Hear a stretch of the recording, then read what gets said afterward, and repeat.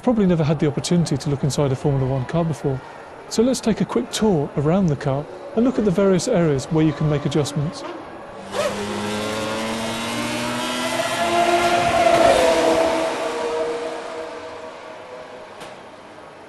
This is the front wing, and here is the adjustable flap. Increasing the angle reduces high-speed understeer.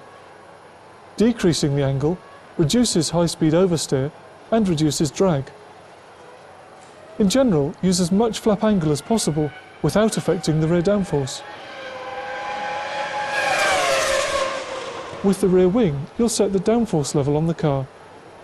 With the smallest wing angles, you get the highest top speeds, and the least drag, and the least downforce. By increasing the wing angle, you'll get more downforce, but your top speed will suffer. In general, use as much rear wing angle as possible and balance it with the front flap.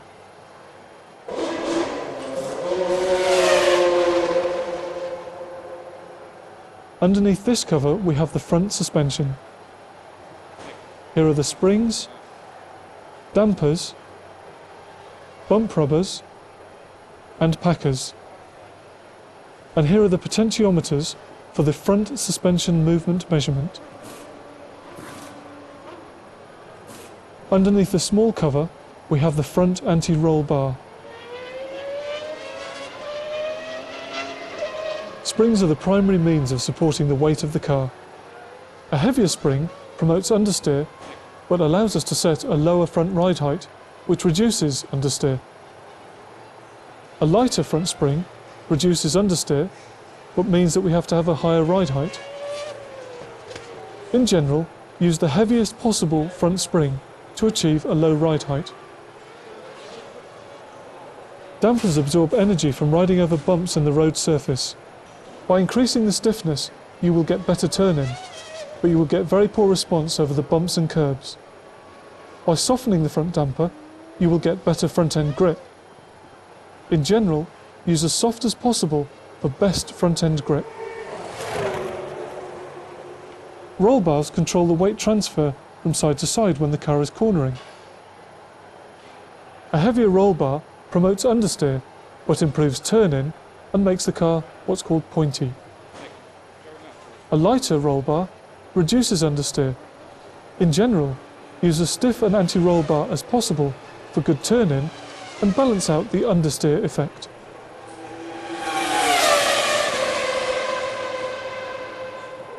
Removing the engine cover, we have the rear dampers, rear springs, rear anti-roll bars, and the potentiometers for the rear suspension movement measurement. This is the rear damper. Increasing the stiffness, the traction will reduce, but gives you very good high-speed corner stability. Softening the damper will give you better traction, but very poor high-speed stability. In general, use as hard as possible for good high-speed stability. Here's the rear spring. A heavier rear spring promotes oversteer, or less understeer, but reduces traction.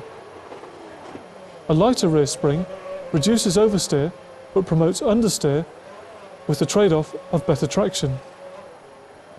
In general, use the softest springs for best traction. Here's the rear anti-roll bar. A heavier roll bar reduces understeer and promotes oversteer, but does reduce traction. A lighter roll bar increases understeer, but will improve traction. In general, use as soft a roll bar as possible to improve traction. Okay, now you've had a good look round a Formula One car. I hope this allows you to visualise the components that you will be making changes to within the car setup menus.